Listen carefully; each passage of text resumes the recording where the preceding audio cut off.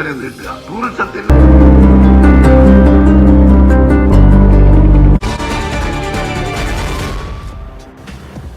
അവയവദാനത്തിന് പ്രതിഫലം വാങ്ങാൻ പാടില്ലെന്ന നിയമമുള്ള രാജ്യമാണ് നമ്മുടേത്.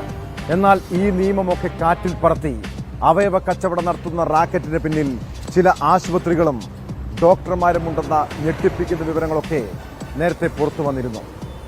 സാധുക്കളായ വ്യക്തികളുടെ ദാരിദ്ര്യാവസ്ഥ മുതലെടുത്ത് അവയവദാനത്തിന്റെ മറവിൽ ലക്ഷങ്ങളുടെ കച്ചവടമാണ് ഇവിടെ നടക്കുന്നത്. നെടുമ്പാശ്ശേരിയിൽ അവയവക്കടത്തിലെ മുഖ്യ സൂത്രധാരനായ മലയാളി പിടിയിലായതോടെയാണ് ഇതിന് പിന്നിലെ രാജ്യാന്തര റാക്കറ്റിനെ കുറിച്ച് പുറം ലോകമറിഞ്ഞത്. ഇതോടൊപ്പം അവയവദാനത്തിന്റെ മറവിലുള്ള ചതിയും ലൈംഗിക ചൂഷണവും നേരിട്ട ഒരു യുവതിയെക്കുറിച്ചും കേൾക്കാൻ കഴിഞ്ഞു. ആ കേസിലേക്കാണ് പോലീസ് പട്രോൾ ആദ്യം പോകുന്നത്. സ്വാഗതം.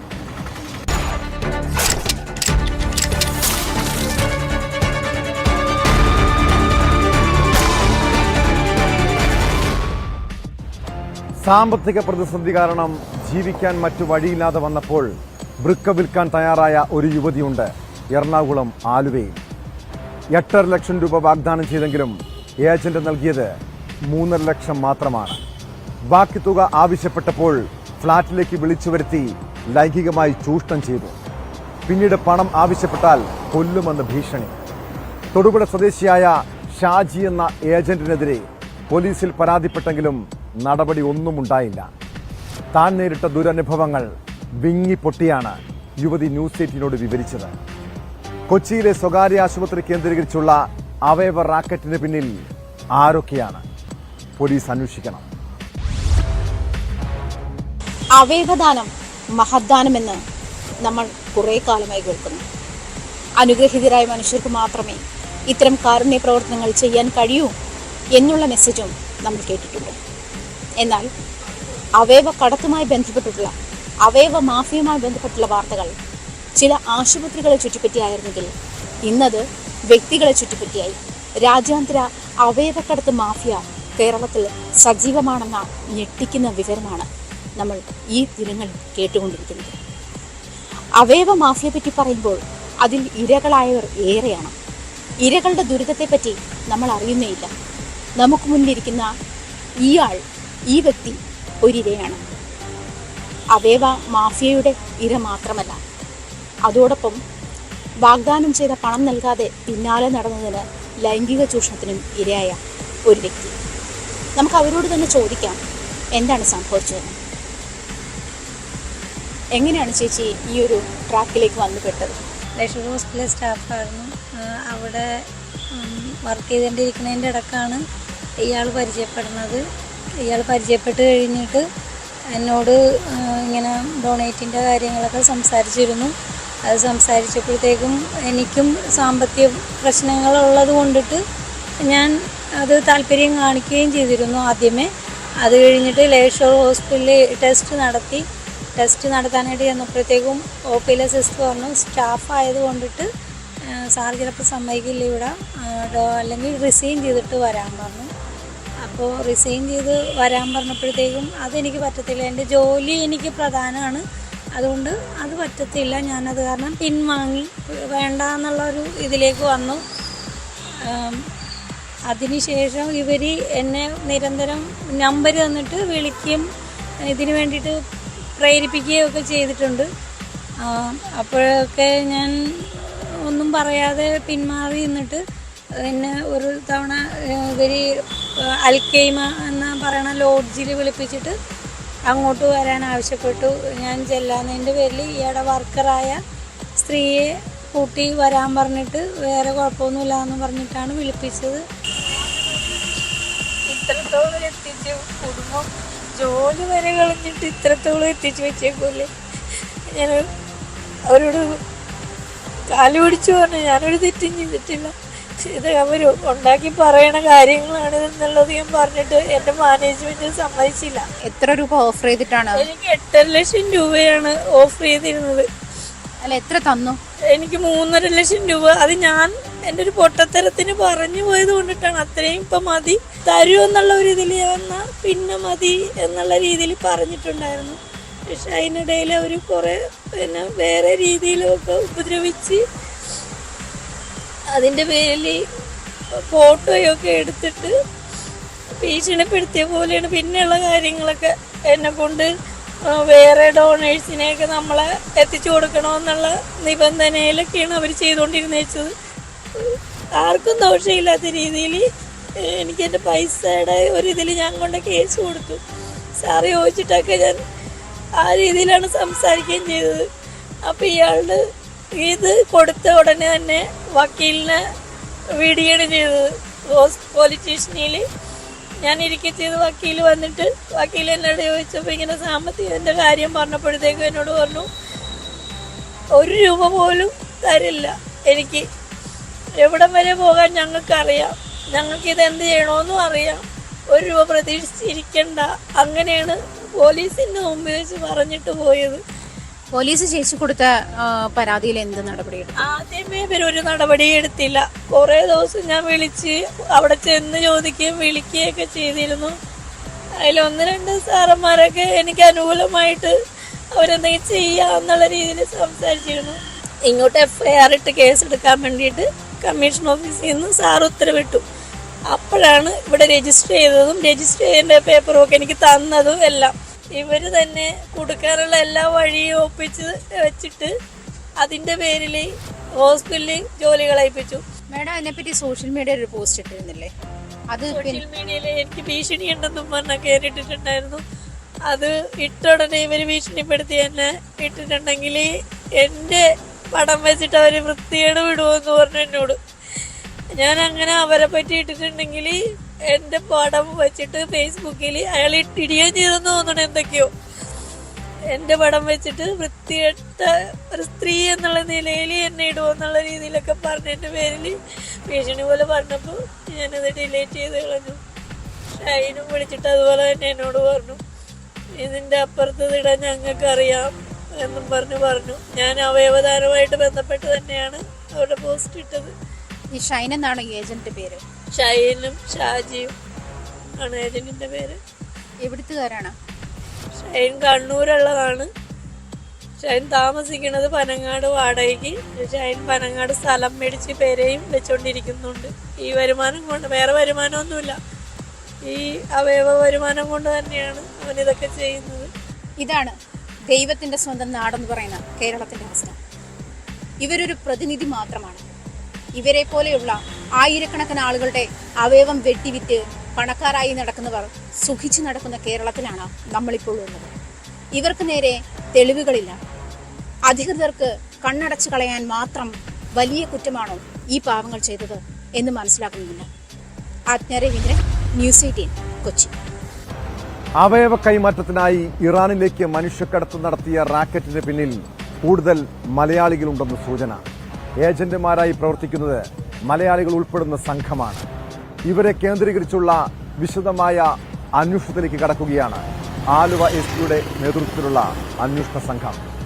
കേസിൽ കൂടുതൽ അറസ്റ്റ് ഉണ്ടാകുമെന്നും പോലീസ് വ്യക്തമാക്കുന്നുണ്ട്. കഴിഞ്ഞ ദിവസം അറസ്റ്റിലായ സജിത്ത് ശ്യാമിനെ കസ്റ്റഡിയിൽ വാങ്ങാനാണ് പോലീസിന്റെ നീക്കം. രാജ്യാന്തര ബന്ധമുള്ള കേസായതിനാൽ കേന്ദ്ര ഏജൻസികൾ ഉടൻ അന്വേഷണം ഏറ്റെടുക്കാനും സാധ്യതയുണ്ട്.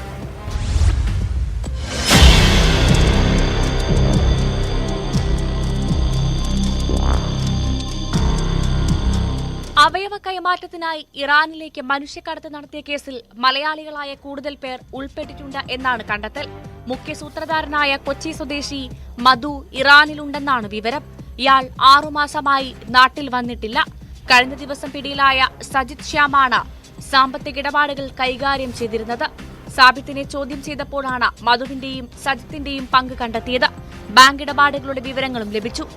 ഇൻവെസ്റ്റിഗേഷനുമായി ബന്ധപ്പെട്ട കൂടുതൽ ഇപ്പോൾ പറയാൻ പറ്റിട്ടില്ല. പക്ഷേ വളരെ ശാസ്ത്രീയമായ രീതിയിൽ ഇൻവെസ്റ്റിഗേഷൻ നടത്തുന്നുണ്ട്. നമ്മുടെ കയ്യിൽ നല്ല കുറച്ച് ക്ലൂ ഉണ്ട്, കുറേ ഇൻഫർമേഷൻ ഉണ്ട്. അതിൻ്റെ അടിസ്ഥാനത്തിൽ മുന്നോട്ട് പോകുന്നു. അത് കൂടുതൽ ഡീറ്റെയിൽസ് ഇപ്പോൾ ഈ സമയത്ത് പറയാൻ പറ്റില്ല. വളരെ പ്രിലിമിനറി സ്റ്റേജ് ആണോ ഇൻവെസ്റ്റിഗേഷനുണ്ട്. പക്ഷേ നല്ല ക്ലൂ നമുക്ക് കിട്ടിയിട്ടുണ്ട്. അപ്പോൾ വളരെ സജീവമായ രീതിയിൽ DYSP-യിലേക്ക് എല്ലാ ഇൻവെസ്റ്റിഗേഷൻ നടത്തും. ഇൻവെസ്റ്റിഗേഷനിൽ ആവശ്യമുള്ള എല്ലാ കാര്യങ്ങളും വളരെ ശാസ്ത്രീയമായ രീതിയിൽ പോലീസ് ചെയ്യും. അത് സാധ്യത ഉണ്ടോ, പക്ഷേ ഇതുവരെ ഒന്നും ലഭിച്ചിട്ടില്ല. അവയവ കച്ചവടത്തിൽ കൂടുതൽ ഇരകൾ ഉണ്ടെന്നാണ് കണ്ടെത്തൽ. ഇന്ത്യയിൽ പലയിടത്തും ഏജന്റുമാരുമുണ്ട്. ഹൈദരാബാദ് ഉൾപ്പെടെയുള്ള സ്ഥലങ്ങളിൽ പ്രതികളെ എത്തിച്ച് തെളിവെടുപ്പ് നടത്തേണ്ടി വരുമെന്നും അന്വേഷണ സംഘം പറയുന്നു. രാജ്യാന്തര ബന്ധമുള്ള കേസായതിനാൽ കേന്ദ്ര ഏജൻസികൾ ഉടൻ അന്വേഷണം ഏറ്റെടുത്തേക്കും.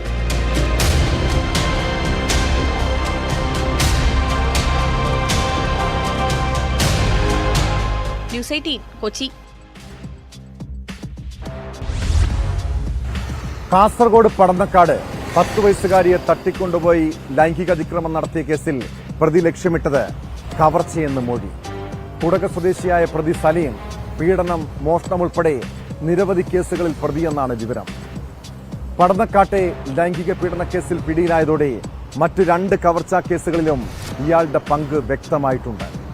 പ്രതിയെ കഴിഞ്ഞ ദിവസം ആന്ധ്രാപ്രദേശിൽ നിന്നാണ് പോലീസ് കസ്റ്റഡിയിലെടുത്തത്. ഇയാളുമായുള്ള തെളിവെടുപ്പിനിടെ നാട്ടുകാർ പ്രതിഷേധവുമായി രംഗത്തെത്തിയത് സംഘർഷാവസ്ഥയ്ക്ക് ഇടയാക്കി.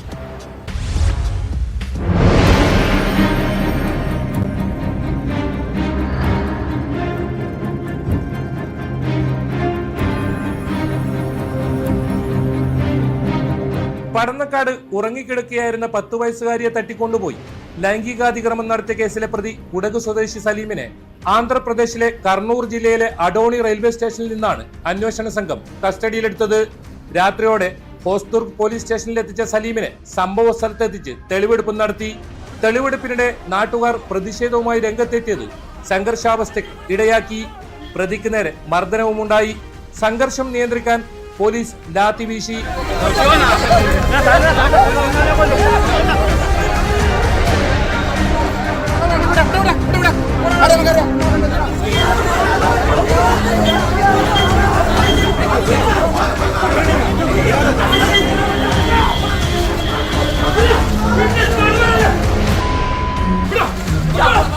പോലീസ് ചോദ്യം ചെയ്യലിൽ താൻ കവർച്ചയാണ് ലക്ഷ്യമിട്ടതെന്നാണ് സലീം മൊഴി നൽകിയിരിക്കുന്നത്. കമ്മൽ മോഷ്ടിക്കുന്നതിനിടെ കുട്ടി ഉണരുമെന്ന് കരുതി എടുത്തുകൊണ്ടുപോയി. ബഹളം വെച്ച കുട്ടിയെ കൊന്നുകളയുമെന്ന് പറഞ്ഞ് ഭീഷണിപ്പെടുത്തിയാണ് പീഡിപ്പിച്ചതെന്നും ഇയാൾ മൊഴി നൽകിയിട്ടുണ്ട്. സ്വന്തമായി ഫോൺ ഉപയോഗിക്കാത്ത ഇയാൾ മറ്റൊരാളുടെ ഫോണിൽ നിന്ന് വീട്ടിലേക്ക് വിളിച്ചിരുന്നു. ഇതായിരുന്നു അന്വേഷണത്തിൽ വഴിത്തിരിവായത്. 2-3 ദിവസങ്ങളായിട്ട് മോണിറ്റർ ചെയ്തതിന്റെ ഫലമായിട്ടാണ് പ്രതിയിലേക്ക് എത്താൻ കഴിഞ്ഞത്. അത് ആന്ധ്രാപ്രദേശിലുള്ള അഡോണി എന്ന സ്ഥലത്ത് നിന്നാണ് പ്രതിയെ നമുക്ക് കിട്ടുന്നത്. പ്രതിക്ക് ഒരു ക്രിമിനൽ മെന്റാലിറ്റി ഉള്ള വ്യക്തിയാണ്. നേരത്തെ 2-3 കേസുകളിൽ പ്രതിയാണ്. സമാനമായ ഒരു കേസ് 2022 അപ്പോൾ പ്രതി രാത്രി കാലങ്ങളിൽ ഇങ്ങനെ ഇറങ്ങി നടക്കുന്ന ഒരു സ്വഭാവമുണ്ട്. എവിടെങ്കിലും മോഷണമോ അതുപോലെ ഉള്ള കുറ്റകൃത്യങ്ങൾ ചെയ്യാൻ സാധ്യതയുണ്ടോയെന്ന് അന്വേഷിച്ച് നടക്കുന്ന ഒരു വ്യക്തിയാണ്. അങ്ങനെ ഇതിന്റെ ഈ സംഭവ ദിവസം നടന്നു വരുമ്പോൾ ഈ ഒരു വീട്ടിൽ നിന്നും ഒരാൾ ഇറങ്ങി പോകുന്നത് കണ്ടു. അങ്ങനെ ആ വീട്ടിൽ എന്തെങ്കിലും മോഷണമോ മറ്റു ചെയ്യാൻ സാധ്യതയുണ്ടോ എന്നറിയാൻ വേണ്ടി വീട്ടിൽ കയറിയപ്പോൾ കുട്ടി കിടക്കുന്നത് കണ്ടു. അങ്ങനെ കുട്ടിയെ എടുത്തുകൊണ്ട് പോയിട്ടാണ് ഈ പ്രവൃത്തി ചെയ്തത്. സംഭവത്തിന് ശേഷം കർണാടകയിലേക്ക് കടന്ന പ്രതി പോലീസ് പിടികൂടുമെന്ന് മനസ്സിലാക്കിയതോടെ മഹാരാഷ്ട്രയിലും പിന്നീട് ആന്ധ്രയിലേക്കും കടക്കുകയായിരുന്നു. പോലീസ് സംഘം ആന്ധ്രാപ്രദേശിലെത്തുകയും രഹസ്യ നീക്കത്തിൽ സലീമിനെ പിടികൂടുകയുമായിരുന്നു. കുടക് സ്വദേശിയായ ഇയാൾ 14 വർഷം മുൻപാണ് പടന്നക്കാടെത്തിയത്. ഇവിടെ നിന്ന് തന്നെ വിവാഹം കഴിച്ചാണ് സ്ഥിരം താമസമാക്കിയത്. വിചിത്ര സ്വഭാവക്കാരനായ ഇയാൾക്കെതിരെ മേൽപ്പറമ്പ് പോലീസിൽ ബന്ധുവായ 14 വയസ്സുകാരിയെ തട്ടിക്കൊണ്ടുപോയി ലൈംഗികമായി പീഡിപ്പിച്ചതിന് കേസുണ്ട്. മടിക്കേരി, സുള്ളിയ എന്നിവിടങ്ങളിൽ മാല കവർച്ച കേസുകളിലും പ്രതിയാണ്. ഇതിനിടയിൽ പ്രതിക്കെതിരെ 2 കേസുകൾ കൂടി ഹോസ്ദുർഗ് പോലീസ് രജിസ്റ്റർ ചെയ്തു. 13-ാം തീയതി പുലർച്ചെ 2 വീടുകളിൽ കവർച്ച നടത്തിയതിനാണ് കേസ്. കോടതിയിൽ ഹാജരാക്കിയ പ്രതിയെ കസ്റ്റഡിയിൽ ആവശ്യപ്പെട്ട് പോലീസ് അപേക്ഷ നൽകിയിട്ടുണ്ട്.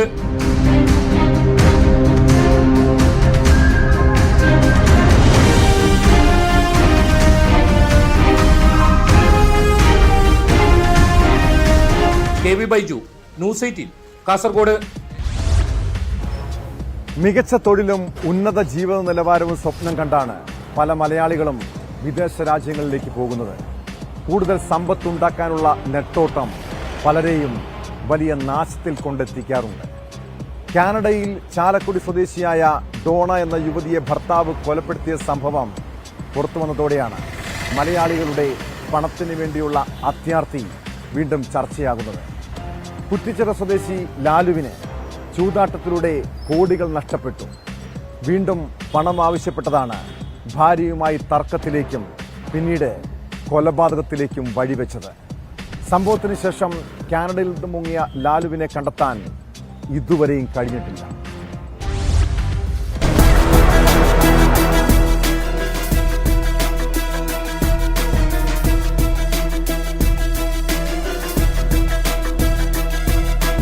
ഈ മാസം 6-നാണ് ഡോണയെ കൊലപ്പെടുത്തിയ ശേഷം ഭർത്താവ് ലാൽ കെ പോലോസിനെ കാണാനില്ലായിരുന്നു. ഡോണയുടെ മരണത്തിൽ ദുരൂഹത വ്യക്തമായതോടെ കാനഡ പോലീസ് അന്വേഷണം ആരംഭിച്ചിരുന്നു. ലാലിനായി കാനഡ പോലീസ് അന്വേഷണം ആരംഭിച്ചതിന് പിന്നാലെയാണ് ഇയാൾ നാട്ടിലേക്ക് കടന്നത്.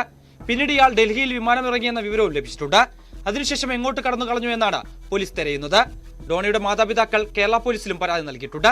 ചൂതാട്ടത്തിന് പണം നൽകാത്തതിലുള്ള വൈരാഗ്യം കൊലയിൽ കലാശിച്ചതെന്നാണ് ബന്ധുക്കൾ നൽകുന്ന സൂചന. ചൂതാട്ടം മൂലം ലാലിന് വലിയ കടബാധ്യതയുണ്ടായി. ഡോണയുടെ അക്കൗണ്ടിൽ നിന്ന് 1.5 കോടി രൂപയും പിൻവലിച്ചിട്ടുണ്ട്. മകളുടെ കൊലയാളിയെ ഉടൻ അറസ്റ്റ് ചെയ്യണമെന്നാവശ്യപ്പെട്ട് ഡോണയുടെ കുടുംബം രംഗത്തെത്തി.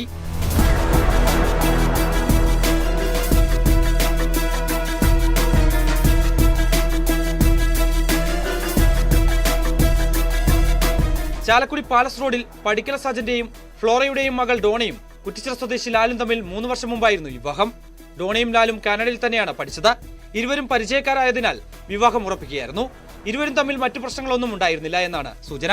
ദിവസങ്ങളായി വീട് പൂട്ടിക്കിടക്കുന്നത് കണ്ട് സമീപവാസികൾ പോലീസിൽ വിവരം അറിയിക്കുകയായിരുന്നു. തുടർന്ന് നടത്തിയ പരിശോധനയിലാണ് ഡോണയെ മരിച്ച നിലയിൽ കണ്ടെത്തിയത്. കേസിന്റെ ആദ്യഘട്ട അന്വേഷണം പൂർത്തിയായതിനെ തുടർന്നാണ് മൃതദേഹം വിട്ടു നൽകാൻ തീരുമാനമായത്.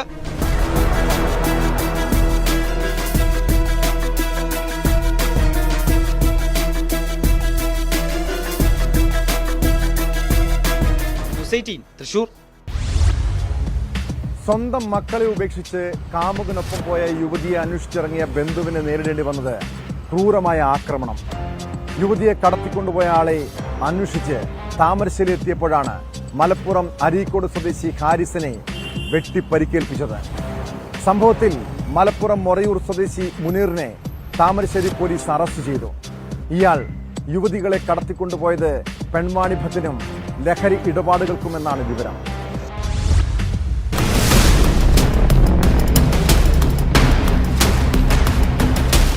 ശനിയാഴ്ച പുലർച്ചെ താമരശ്ശേരിക്ക് സമീപം ചുടമുക്കിൽ വെച്ചാണ് മലപ്പുറം അരീക്കോട് വാലില്ലാപ്പുഴ താഴെപ്പറമ്പത്ത് ഹാരിസിന് വെട്ടേറ്റത്.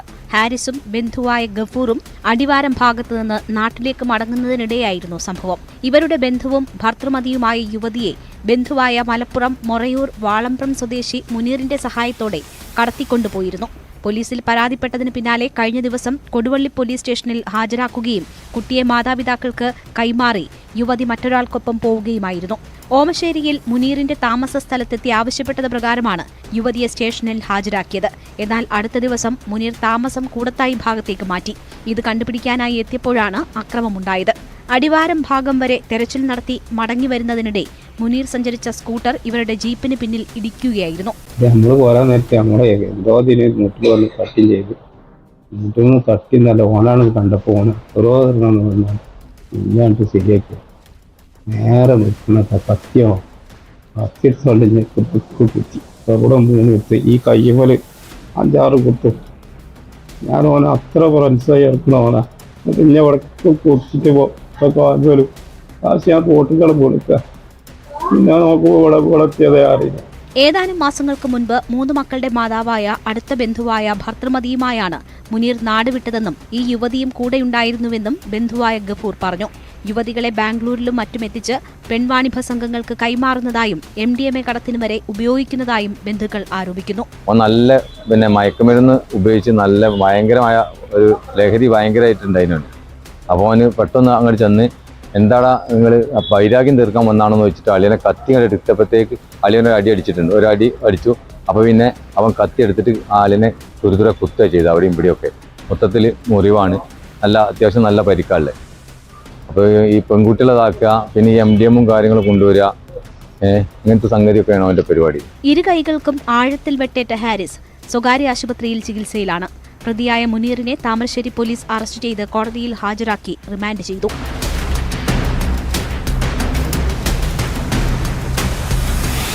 ന്യൂസ് 18 താമരശ്ശേരി. നമ്മുടെ നാട്ടിൽ ഗുണ്ടകൾ ചേരിതിരിഞ്ഞ് ഏറ്റുമുട്ടലുണ്ടാകുന്നത് നിത്യസംഭവമാണിപ്പോൾ. ഇത് കേരളത്തിലെ മാത്രം സ്ഥിതിയല്ല. കർണാടകയിലും ഗുണ്ടകളും അക്രമികളും പൊതുസ്ഥലത്ത് അഴിഞ്ഞാടുന്നത് പതിവായിരിക്കുന്നു. ഏറ്റവും ഒടുവിൽ കർണാടകയിലെ ഉടുപ്പിയിലാണ് നടുറോഡിൽ സിനിമാ സ്റ്റൈൽ ഏറ്റുമുട്ടലുണ്ടായത്. ഇരു സംഘങ്ങൾ പൊതുനിരത്തിൽ ഭീകരാന്തരീക്ഷം സൃഷ്ടിച്ചാണ് തമ്മിൽ ഏറ്റുമുട്ടിയത്. സംഭവത്തിന്റെ വീഡിയോ ദൃശ്യങ്ങൾ പുറത്തു വന്നിട്ടുണ്ട്.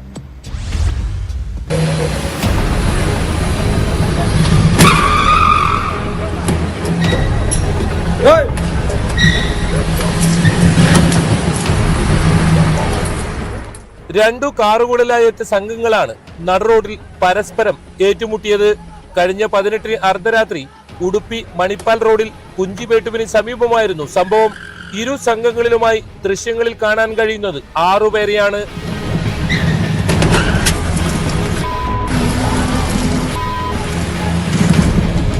ഒരു സംഘം തങ്ങളുടെ കാർ ഉപയോഗിച്ച് എതിരാളികളുടെ കാറിലിടിപ്പിക്കുന്നതാണ് ദൃശ്യങ്ങളിൽ തുടക്കം. കാറ് പിന്നോട്ടെടുത്തു വന്നാണ് എതിർ സംഘത്തിന്റെ കാറിലിടിക്കുന്നത്. പിന്നാലെ ആദ്യം 2 പേരും തുടർന്ന് മറ്റു 4 പേരും കാറുകളിൽ നിന്നിറങ്ങി പരസ്പരം ഏറ്റുമുട്ടുന്നു.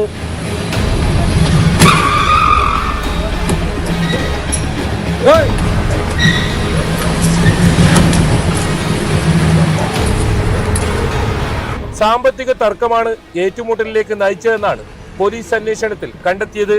സംഭവത്തിൽ ഒരാൾക്ക് പരിക്കേറ്റു. കേസിൽ 2 പേർ അറസ്റ്റിലായി. ഒളിവിലുള്ള 4 പേർക്കായി പോലീസ് അന്വേഷണം ഊർജിതമാക്കി.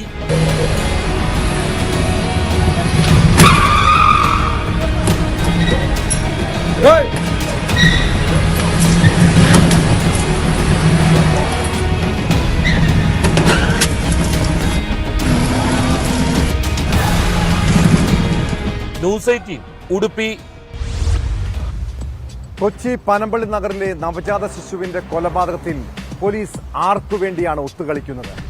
കുഞ്ഞിന്റെ അമ്മ ബലാത്സംഗ കേസിൽ ഇരയാണെന്നും മറ്റാർക്കും കൊലപാതകത്തിൽ പങ്കില്ലെന്നും പോലീസ് ആദ്യം പറഞ്ഞു. തുടർന്ന് യുവതിയെ പീഡിപ്പിച്ചെന്ന പരാതിയിൽ തൃശൂർ സ്വദേശി റഫീഖിനെതിരെ കേസുമെടുത്തു. സംഭവം നടന്ന് ആഴ്ചകൾ പിന്നിടുമ്പോഴും കാമുകനെ പിടികൂടാൻ എന്തുകൊണ്ടാണ് പോലീസിന് സാധിക്കാത്തത്? റഫീഖ് ഒളിവിലെന്നാണ് പോലീസ് നൽകുന്ന വിശദീകരണം.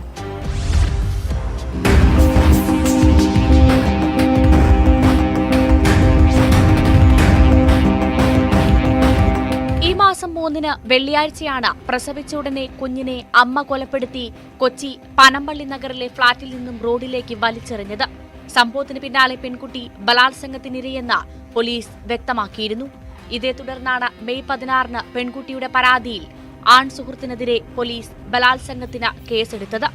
എന്നാൽ പീഡന കേസ് രജിസ്റ്റർ ചെയ്ത് 10 ദിവസം പിന്നിട്ടിട്ടും കൊച്ചി സെൻട്രൽ ACP രാജ്കുമാറിന്റെ നേതൃത്വത്തിലുള്ള അന്വേഷണ സംഘത്തിന് പ്രതിയെ പിടികൂടാനായില്ല. തൃശൂർ സ്വദേശി റഫീഖ് ഒളിവിലാണെന്നാണ് പോലീസ് വിശദീകരണം. ഇയാളുടെ മൊബൈൽ ഫോൺ സ്വിച്ച് ഓഫ് ആണെന്നും അന്വേഷണം നടക്കുന്നതായി പോലീസ് വ്യക്തമാക്കുന്നു. വിവാഹ വാഗ്ദാനം നൽകി പീഡിപ്പിച്ചു എന്ന പരാതിയിൽ എറണാകുളം സൗത്ത് പോലീസാണ് റഫീഖിനെതിരെ കേസെടുത്തത്. പീഡനം നടന്നത് തൃപ്പൂണിത്തുറയിലായതിനാൽ പിന്നീട് കേസ് ഹിൽ പാലസ് പോലീസ് സ്റ്റേഷനിലേക്ക് കൈമാറി. സംഭവത്തിൽ കുഞ്ഞിന്റെ അമ്മയ്ക്കെതിരെയും കേസെടുത്തിട്ടുണ്ട്. അതേസമയം കേസ് അട്ടിമറിക്കാൻ ശ്രമം നടക്കുന്നതായി ആരോപണം ശക്തമാണ്.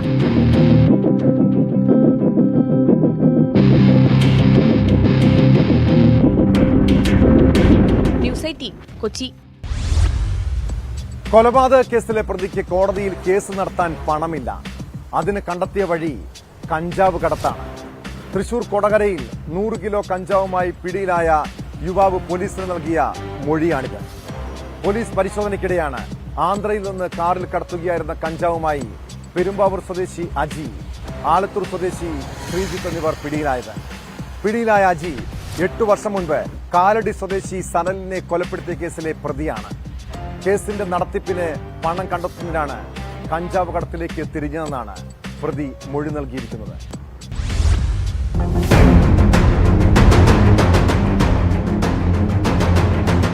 ആന്ധ്രാപ്രദേശിൽ നിന്ന് കാറിൽ കടത്തുകയായിരുന്ന 100 കിലോ കഞ്ചാവാണ് ചാലക്കുടി ഡിവൈഎസ്പിയുടെ സ്ക്വാഡും ലഹരി വിരുദ്ധ സ്ക്വാഡും ചേർന്ന് പിടികൂടിയത്. ആന്ധ്രയിൽ നിന്ന് കഞ്ചാവ് ശേഖരിച്ച് എറണാകുളം, തൃശൂർ ജില്ലകളിലായി വിൽപ്പന നടത്തുന്നതാണ് പ്രതികളുടെ രീതിയെന്ന് പോലീസ് പറഞ്ഞു. ദേശീയപാതയിലൂടെ കഞ്ചാവ് കടത്തു നടക്കുന്നു എന്ന രഹസ്യവിവരം റൂറൽ SP നവനീത് ശർമ്മയ്ക്ക് ലഭിച്ചതിനെ തുടർന്നാണ് പരിശോധനയ്ക്കായി സ്ക്വാഡിനെ നിയമിച്ചത്. ആന്ധ്രയിലെ കഞ്ചാവ് വിൽപ്പന സംഘത്തെ നിരീക്ഷിച്ച പോലീസിന് അവിടെ നിന്നാണ് പിടിയിലായ 2 പേരെ പറ്റിയുള്ള വിവരം ലഭിച്ചത്. തുടർന്ന് ഇവരുടെ ഫോൺ നമ്പർ പിന്തുടർന്നു. ഇതിനു പിന്നാലെ വാടകയ്ക്കെടുത്ത കാറിൽ കഞ്ചാവുമായി എത്തിയ അജിയെയും ശ്രീജിത്തിനെയും പോലീസ് പിന്തുടരുകയായിരുന്നു. പോലീസിനെ വെട്ടിച്ച് കടന്നുകളയാൻ ശ്രമിച്ചെങ്കിലും പ്രതികളെ അന്വേഷണ സംഘം പിന്തുടർന്ന് പിടികൂടി. പിടിയിലായവരിൽ അജി 8 കൊല്ലം മുമ്പ് കാലടി പുത്തൻകാവ് ക്ഷേത്രത്തിന് സമീപത്ത് നടന്ന സനൽ കൊലക്കേസിലെ പ്രതി കൂടിയാണ്. കേസിന്റെ നടത്തിപ്പിന് പണം കണ്ടെത്തുന്നതിനാണ് താൻ കഞ്ചാവ് കടത്തിലേക്ക് തിരിഞ്ഞതെന്നാണ് പ്രതി പോലീസിന് നൽകിയ മൊഴി. ന്യൂസ് 18 കൊച്ചി. പ്രായപൂർത്തിയാകാത്ത കുട്ടികൾക്ക് വാഹനം കൊടുത്തുവിടുന്നത് മാതാപിതാക്കളുടെ മാത്രം തെറ്റാണ്. പിന്നീട് അവർ വലിയ രീതിയിൽ കണ്ണീര് കുടിക്കേണ്ടി വരും. പൂനെയിൽ ആഡംബര കാറിടിച്ച് 2 IT ജീവനക്കാർ കൊല്ലപ്പെട്ട സംഭവത്തിൽ വാഹനമോടിച്ച 17-കാരനെയും പിതാവിനെയും പോലീസ് അറസ്റ്റ് ചെയ്തിരുന്നു. ഇപ്പോൾ മുത്തച്ഛനും പിടിയിലായിരിക്കുകയാണ്. വാഹനമോടിച്ചത് താനാണെന്ന് പറയാൻ പ്രതിയുടെ മുത്തച്ഛൻ നിർബന്ധിച്ചുവെന്ന കുടുംബ ഡ്രൈവറുടെ പരാതിയിലാണ് അറസ്റ്റ്. കഴിഞ്ഞ ഞായറാഴ്ചയാണ് മദ്യലഹരിയിൽ 17-കാരനോടിച്ച പോർഷെ കാറിടിച്ച് 2 IT ജീവനക്കാർ മരിച്ചത്. പിന്നാലെ പ്രതിക്ക് അതിവേഗം ലഭിച്ച ജാമ്യവും ജാമ്യ വ്യവസ്ഥകളും വിവാദത്തിനിടയാക്കിയിരുന്നു.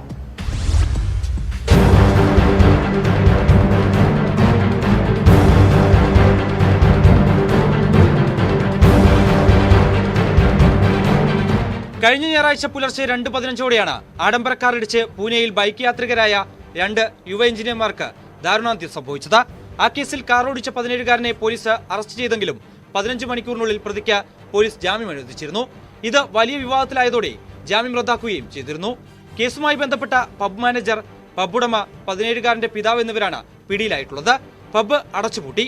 ഇതിനുശേഷമാണ് കേസ് അട്ടിമറിക്കാൻ ശ്രമിച്ചതിന് പ്രതിയായ 17-കാരന്റെ മുത്തച്ഛനെ പോലീസ് അറസ്റ്റ് ചെയ്തത്. നേരത്തെ 17-കാരന്റെ ജാമ്യത്തിനു വേണ്ടി ഇടപെട്ട പ്രതിയുടെ മുത്തച്ഛൻ സുരേന്ദ്രകുമാർ അഗർവാൾ ആണ് അറസ്റ്റിലായിരിക്കുന്നത്. നിയമവിരുദ്ധമായി തടവിൽ വെച്ചുവെന്നും കുറ്റമേൽക്കുന്നതിന് ഭീഷണിപ്പെടുത്തിയെന്നുമുള്ള കുടുംബത്തിലെ ഡ്രൈവറുടെ മൊഴിയുടെ അടിസ്ഥാനത്തിലാണ് അറസ്റ്റ്. അപകട സമയത്ത് കാർ ഓടിച്ചിരുന്നത് ഡ്രൈവറാണെന്ന വിചിത്രവാദവുമായി ആരോപണ വിധേയനായ 17-കാരനും പിതാവും വെള്ളിയാഴ്ച രംഗത്തെത്തിയിരുന്നു. എന്നാൽ അപകടത്തിന് പിന്നാലെ ഡ്രൈവറുടെ മേൽ കുറ്റം അടിച്ചേൽപ്പിക്കാൻ ശ്രമിച്ചതായി പൂനെ പോലീസ് വ്യക്തമാക്കി. പ്രായപൂർത്തിയാകാത്ത കുട്ടിയെ സംരക്ഷിക്കാൻ കുടുംബം ശ്രമിച്ചുവെന്നാണ് പോലീസ് പറയുന്നത്. മുത്തച്ഛൻ ഡ്രൈവറെ പൂട്ടിയിട്ട് കുറ്റമേറ്റെടുക്കാൻ നിർബന്ധിച്ചുവെന്നും കുറ്റമേറ്റെടുക്കുന്ന സാഹചര്യത്തിൽ ഡ്രൈവറെ പിന്നീട് മോചിപ്പിക്കാമെന്ന് ഇയാൾ ഉറപ്പു നൽകുകയും ചെയ്തു. പിന്നീട് സുരേന്ദ്രകുമാറും മകനും ചേർന്ന് ഡ്രൈവറുടെ മൊബൈൽ ഫോൺ പിടിച്ചു വാങ്ങി. ഈ മാസം 19 മുതൽ 20 വരെ അന്യായമായി തടവിൽ വെച്ചു. അദ്ദേഹത്തെ പിന്നീട് ഭാര്യയാണ് മോചിപ്പിക്കുന്നത്. ഡ്രൈവറുടെ പരാതിയിൽ പുതിയ കേസ് രജിസ്റ്റർ ചെയ്താണ് പോലീസിന്റെ അന്വേഷണം. നേരത്തെ പിടിയിലായ 17-കാരന്റെ അച്ഛൻ ജുഡീഷ്യൽ കസ്റ്റഡിയിലാണ്. ജാമ്യം റദ്ദാക്കപ്പെട്ട 17-കാരൻ അടുത്ത മാസം 5 വരെ ജുവനൈൽ ഹോമിൽ തുടരും.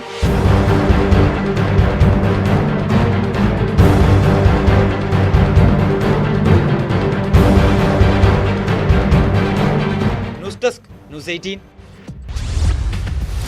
നമ്മളൊക്കെ അപരിചിതമായ സ്ഥലത്തേക്ക് യാത്ര പോകുമ്പോൾ ഗൂഗിൾ മാപ്പിന്റെ സഹായം തേടാറുണ്ട്. ചിലപ്പോൾ ഗൂഗിൾ മാപ്പ് വഴിതെറ്റിക്കുകയും അപകടക്കെണി ഒരുക്കുകയും ചെയ്യും. ഗൂഗിൾ മാപ്പ് സഹായത്തോടെ യാത്ര ചെയ്യുന്നതിനിടെ ഹൈദരാബാദ് സ്വദേശികളുടെ കാർ തോട്ടിലേക്ക് മറിഞ്ഞു. കോട്ടയം കുറുപ്പന്തറ കടവിലാണ് അപകടമുണ്ടായത്. വാഹനത്തിലുണ്ടായിരുന്ന 4 പേരും രക്ഷപ്പെട്ടു. ഏറെ നേരത്തെ പരിശ്രമത്തിനൊടുവിലാണ് കാർ കരയ്ക്ക് കയറ്റിയത്. കൃത്യമായ സൈൻ ബോർഡ് ഇല്ലാത്തതാണ് അപകട കാരണമെന്ന് നാട്ടുകാർ പറയുന്നു.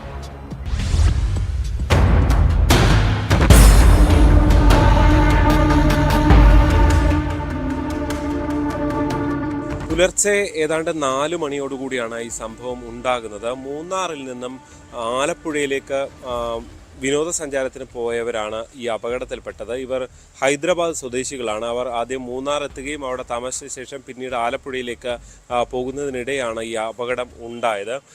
അതായത് ഗൂഗിൾ മാപ്പ് ഇട്ടുകൊണ്ടാണ് ഇവർ യാത്ര ചെയ്തത്. ഈ ഒരു സ്ഥലത്തെത്തിയപ്പോൾ ഒരു വളവുണ്ടായിരുന്നു. വളവ് തിരിയാതെ നേരെ പോയി ഈ തോട്ടിലേക്ക് വാഹനം പതിക്കുകയായിരുന്നു. ഫോർഡ് എൻഡവർ വാഹനമാണ് പതിച്ചത്. ഈ വീണ് ഉടൻ തന്നെ ഈ പരമാവധി വേഗത്തിൽ ഇവർ 4 പേരും വാഹനത്തിൽ നിന്ന് രക്ഷപ്പെടാൻ ശ്രമിച്ചു. ഇവർ ഹൈദരാബാദിൽ മെഡിക്കൽ വിദ്യാർത്ഥികളാണ് എന്നാണ് നമുക്ക് ലഭ്യമാകുന്ന വിവരം. ഇവർ അവിടെ നിന്ന് ടൂറിന് പോകുന്നു. ഈ 3 പുരുഷന്മാരും ഒരു സ്ത്രീകളുമായിരുന്നു ഉണ്ടായിരുന്നത്. ഇവരുടെ ബാഗുകളെല്ലാം ഈ പുഴയിൽ നഷ്ടപ്പെട്ടിട്ടുണ്ട്. ഈ ഒരു സംഭവം ഉണ്ടായതിന് തൊട്ട് പിന്നാലെ തന്നെ ഇവർ അവിടെ നിന്ന് കരക്കെത്തിയ ശേഷം തൊട്ടടുത്ത പോലീസ് എയ്ഡ് പോസ്റ്റ് ഉണ്ട്. ഈ പോലീസ് എയ്ഡ് പോസ്റ്റിൽ വിവരം അറിയിക്കുകയായിരുന്നു. അങ്ങനെയാണ് ആദ്യഘട്ടത്തിലുള്ള നടപടികൾ നടന്നത്. പിന്നീട് രാത്രി വൈകി ആയതുകൊണ്ട് തന്നെ കാറ് ഏതാണ്ട് ഒഴുകിപ്പോയി, ഏതാണ്ട് 100 മീറ്ററോളം താഴേക്ക് ഒഴുകിപ്പോയി. ആ സമയത്ത് ഒന്നും ചെയ്യാൻ കഴിഞ്ഞിരുന്നില്ല. പുലർച്ചെ മുതൽ നാട്ടുകാരാണ് രക്ഷാപ്രവർത്തനം നടത്തിയത്. അങ്ങനെ ഏതാണ്ട് രാവിലെ ഒരു 11 മണിയോടുകൂടി ഈ വാഹനം പൂർണ്ണമായും കരയിലേക്ക് കയറ്റുകയായിരുന്നു. ഈ സ്ഥലത്ത് ഇത്തരം തുടർ അപകടങ്ങൾ ഉണ്ടാകുമ്പോഴും യാതൊരു തരത്തിലുള്ള സുരക്ഷാ സംവിധാനങ്ങളും ഒരുക്കാത്തതിനെതിരെ നാട്ടുകാർ കടുത്ത പ്രതിഷേധത്തിലാണ്.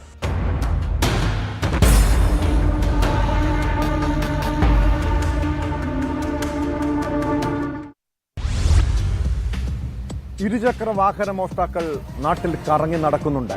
ഒന്ന് കണ്ണു തെറ്റിയാൽ നമ്മുടെ സ്കൂട്ടറും ബൈക്കുമൊക്കെ നഷ്ടപ്പെടാവുന്ന സാഹചര്യമാണ്. തൃശൂർ പുഴയ്ക്കലിൽ ജോലി സ്ഥലത്ത് പാർക്ക് ചെയ്തിരുന്ന യുവാവിന്റെ വാഹനമാണ് മോഷണം പോയത്. തൃശൂർ സ്വദേശി സണ്ണിയുടെ ഇരുചക്ര വാഹനം മോഷ്ടിക്കുന്ന CCTV ദൃശ്യങ്ങൾ പുറത്തു വന്നു. സ്കൂട്ടറുമായി ആമ്പക്കാട് ഭാഗത്തേക്കാണ് മോഷ്ടാവ് കടന്നു കളഞ്ഞത്. സംഭവത്തിൽ പേരാമംഗലം പോലീസ് കേസെടുത്ത് അന്വേഷണം ആരംഭിച്ചിട്ടുണ്ട്. മോഷ്ടിക്കുന്ന വാഹനങ്ങൾ മറ്റു പല നിയമവിരുദ്ധ ഇടപാടുകൾക്കും ലഹരിക്കടത്തിനും വരെ ഇവർ ഉപയോഗിക്കാനുള്ള സാധ്യതയുണ്ട്. ഇതോടെ ഇന്നത്തെ പോലീസ് പട്രോൾ പൂർണ്ണമാകുന്നു. നമസ്കാരം.